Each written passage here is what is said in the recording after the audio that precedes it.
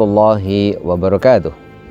Nahmaduka Allahumma kama amartana an nahmad wa nusalli wa nusallimu ala sayyidina Muhammadin wa ala alihi wa ashabihi wa tabi'in wa tabi'ihim bi ihsanin ila yaumi liqa'illahi samad. Amma ba'du.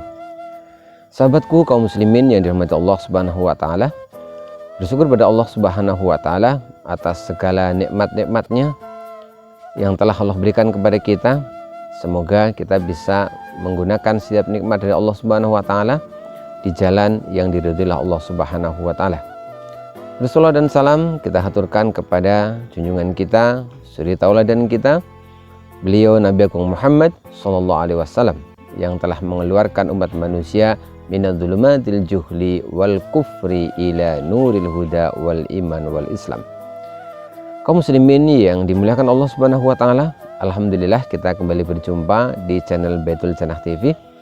Alhamdulillah kita bisa meneruskan kajian kita mengaji kitab Jawahirul Kalamiyah karya Syekh Thohir bin Sholeh Al-Jazairi.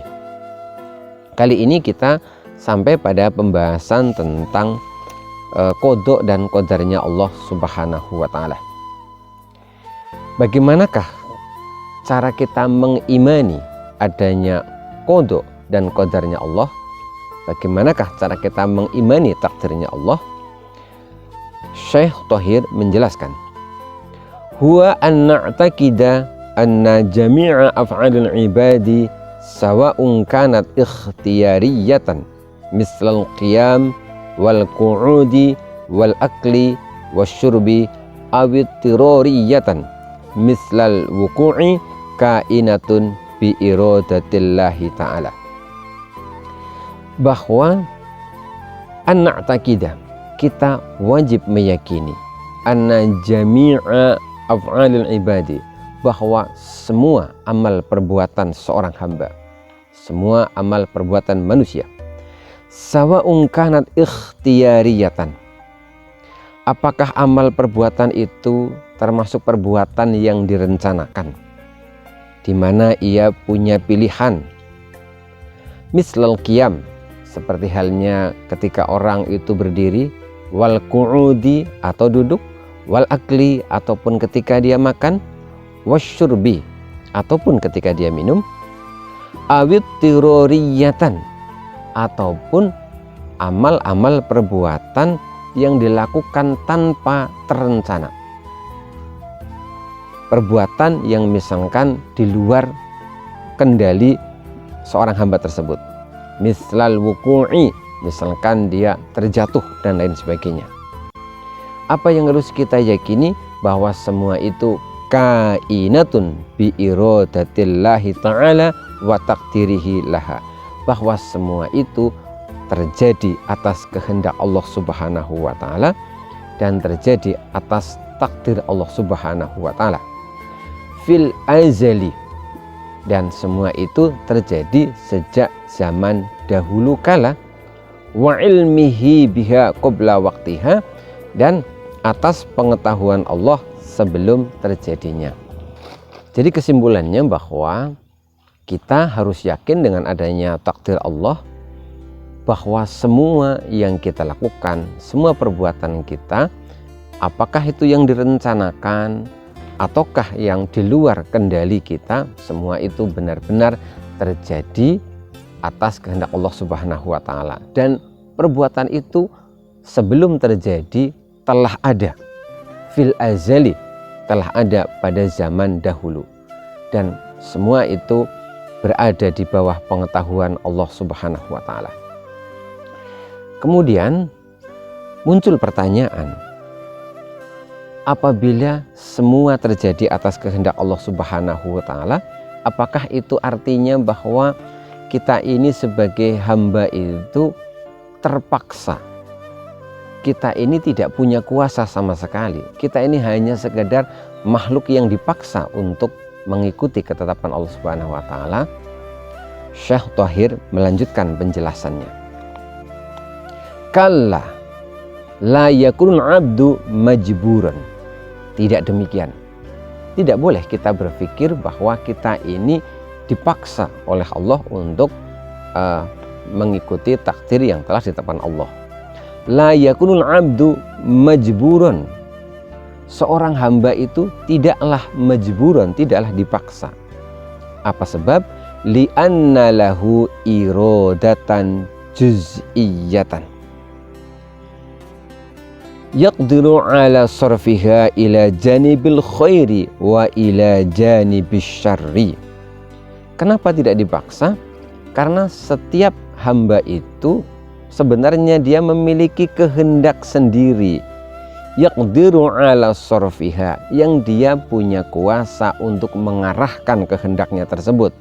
Apakah ila janibil khairi, apakah kehendaknya itu akan diarahkan kepada kebaikan, wa ila janibis syarri, ataukah kehendaknya itu mau diarahkan kepada keburukan.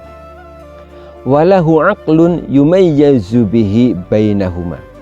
Selain itu bahwa seorang hamba itu juga diberi akal pikiran yang dia yumayyazu bihi bainahuma, yang dengan akal pikirannya dia itu bisa membedakan antara kehendak yang baik ataukah kehendak yang buruk, antara kehendak yang diarahkan kepada sesuatu yang baik ataukah kehendak yang diarahkan terhadap sesuatu. Fa idza sarafa iradatahu ilal khair dhahara dzalikal khair alladzi aradahu.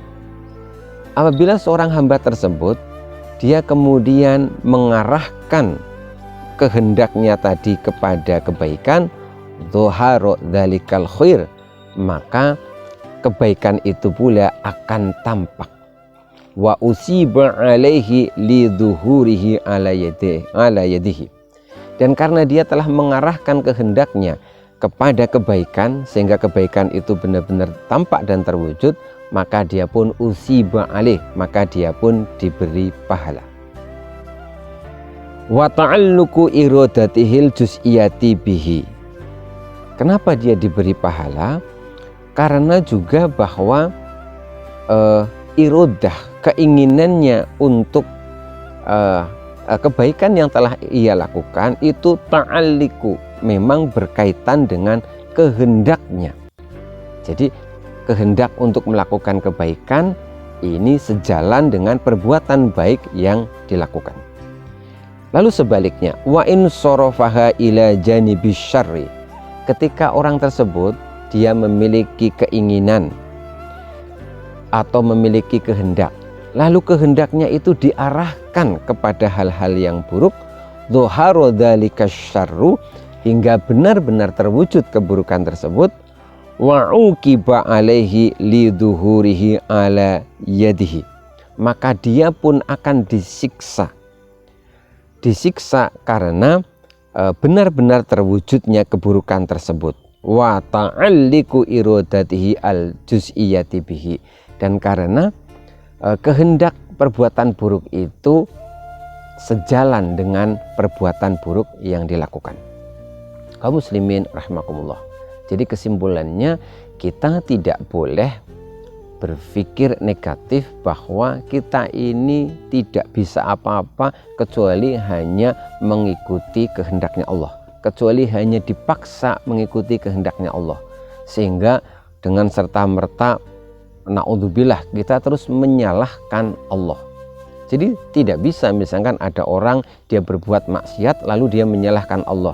Ya Allah, aku melakukan perbuatan maksiat ini atas takdirmu. Tidak bisa demikian. Alasannya sederhana saja. Karena ketika manusia itu memiliki keinginan, apakah itu keinginan buruk ataukah keinginan baik, dia itu diberi kekuasaan oleh Allah, diantaranya melalui akalnya. Mana yang akan dia pilih dan ke arah mana keinginan itu akan dia bawa. Kalau keinginan baik diarahkan kepada yang baik, kemudian terwujud perbuatan baik, maka dia mendapatkan pahala. Kalau keinginan buruk benar-benar diarahkan ke hal yang buruk dan terwujud satu keburukan, maka dia akan diberi dosa. Semua memang terjadi atas takdir Allah Subhanahu wa Ta'ala. Namun sekali lagi, orang yang beriman tidak bisa menyalahkan Allah Subhanahu wa Ta'ala, karena kita diberi kekuasaan oleh Allah, kita bisa membedakan, kita bisa mengarahkan akan dibawa kemana setiap keinginan-keinginan yang ada di dalam diri kita. Kaum muslimin yang dirahmati Allah Subhanahu wa taala, demikianlah pembahasan kita tentang takdir Allah yang kita baca di kitab Jawahirul Kalamiyah karya Syekh Thohir bin Sholeh Al-Jazairi. Mudah-mudahan bermanfaat. Insyaallah kita akan lanjutkan pada bab-bab yang lain. Bila taufiq wal hidayah wa ridha wal inayah. Wassalamualaikum warahmatullahi wabarakatuh.